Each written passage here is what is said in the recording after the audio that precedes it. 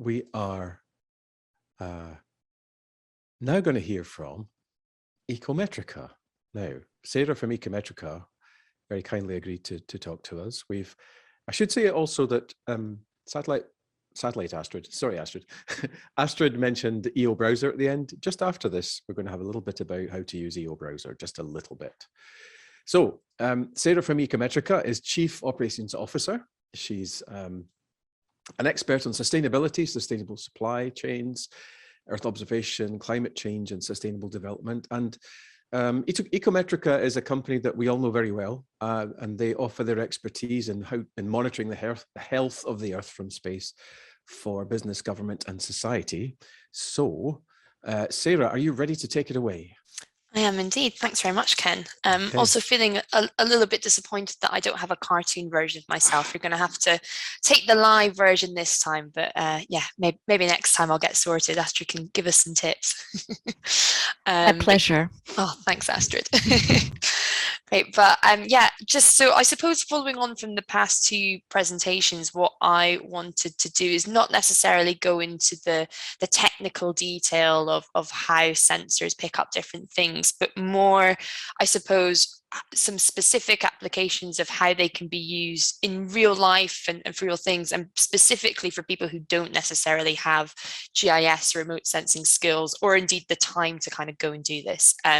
So a bit of background on Ecometrica before I dive in, building on what Ken said. So as rightly said, we're a sustainability company, so we help businesses measure their environmental impact. So we started off building tools to support companies with their greenhouse gas emissions reporting, obviously very topical this week post-COP. But what we've sort of built onto that is a capability to use geospatial and data from Earth observation satellites to really enhance that kind of standardized reporting, to make it specific and geolocated, and to give a much more, I suppose, rich analysis of what's happening on the ground. So when we talk about kind of how we use satellites and geospatial data to support companies and decision makers, I suppose there's sort of three potential aspects to it. So one is that we use satellites to look kind of historically at what has happened. So that's really helpful for assessing trends. It's increasingly important in looking at kind of due diligence requirements for what might have happened before a certain year, and why that's important. We can also do it for using satellites for ongoing monitoring. So as Astrid pointed out, post-storm event or natural disaster, what has happened, what's the impact, or if you're wanting to kind of look at assets over time, just understanding what's happening in almost real time. And increasingly, we're also using satellite data, putting it together and with people who are far more intelligent than I, incorporating with other types of data and other models to try and predict what might happen in the future. Now, that's not particularly new. People use weather data to do this all the time. But when we're looking at climate change and potential environmental impact, I think the amount that we're able to do and the sort of the quality of those forecasts and risk assessments are becoming a lot more kind of granular. So I will share my screen as promised and give a bit of a demonstration of some kind of real life examples that we've been doing for clients. So hopefully you can all see a map of Colombia right now with all these little polygons. It's probably worth noting that Ecometrica, how we sort of deliver our services is on an area of interest basis. So everybody likes pretty maps. I think they can tell a lot. You can kind of get a visual of what's happening and where. But typically, if we're speaking to companies, they're interested in assets at risk. So that could be, for example, farms that a large cocoa or chocolate company is sourcing their cocoa from. It could be operational sites that a manufacturing business has, or a load of different offices, or physical land assets, for example, that a farmer might have. But our kind of whole ideology is that people are interested in their own specific areas. And for a lot of companies, these are very widely spread across the globe, disparate, and normally in the hundreds and thousands. So that's kind of briefing. So this specific application I'm showing you, like I said, it's Colombia.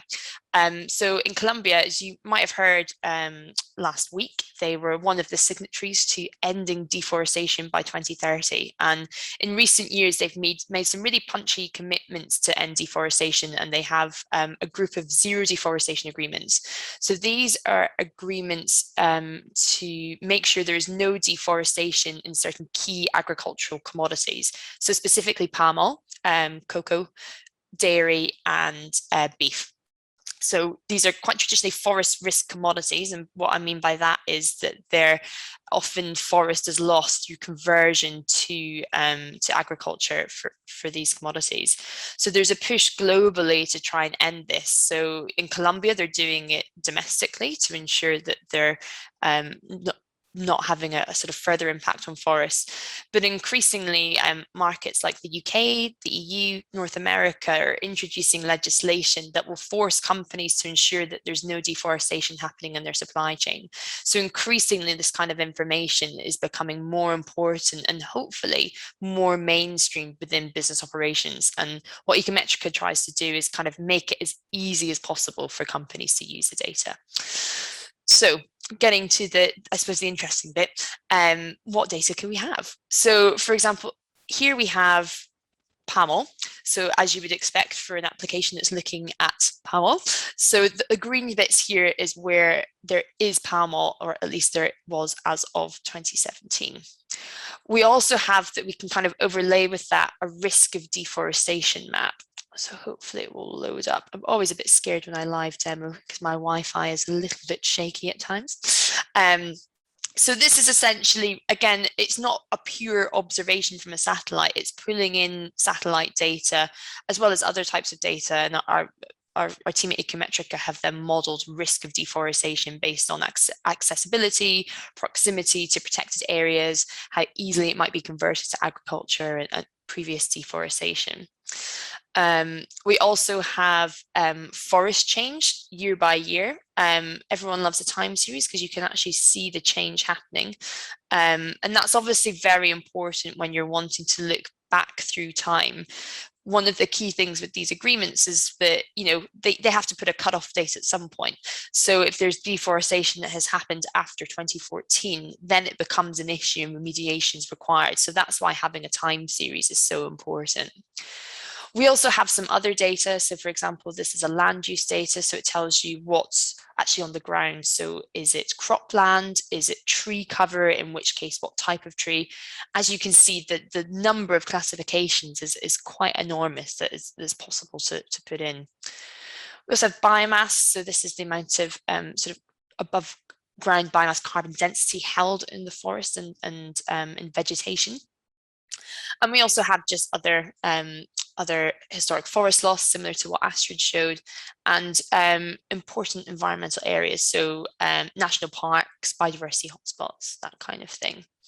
So as I said, you know, looking at the visual maps is obviously very important. It's quite useful. You can kind of see hotspots of rich biomass, sorry, in this data set, and where there's less. But where the real value comes when you're looking at kind of operations is where you can drill into specific areas. So as you see, we have these little polygons here. So if I click on one, hopefully, as if by magic, it will all very seamlessly and quickly pull out the results. And yes, so what you can see for each area, well, what is the cover of palm oil within that area and how much is not palm oil? And you see, you know, over 90% palm oil here. And then you can see, well, has there actually been any change in forest over time? And this is obviously a good palm oil area because there hasn't been, or at least as far as the data can tell. You can also add and see, well, looking at another deforestation data set and kind of compare as well. And it looks like, you know, there's risk that there might have been a little bit, and whether there's also kind of, you know, approximate biodiversity score. So this is a metric again that Ecometrica has developed just to give a sense of what, you know, what is the biodiverse richness of the area. So like I say, this is all kind of built on the assumption that decision makers in business and government, as much as maps are nice to look at, what they really, you know, how they make decisions with tables and grids and graphs. But obviously clicking on one area and then clicking on another to get the results, if you've got 100,000 areas, that's going to take you quite a long time. So we also built a business intelligence dashboard, which hopefully has also just appeared on my screen. And what this does is basically take all of the analysis that we're getting from the mapping platform and from the mapping data and pulling it out. So you're not just getting it one area at a time, but you're getting all of the data effectively. And you can kind of filter out depending on what you need. So for example, here we say, well, okay, we've got 147 plantations on there. So those are the polygons that are there. And out of that 147, we have 133 there with 0 deforestation. So that's not a bad score.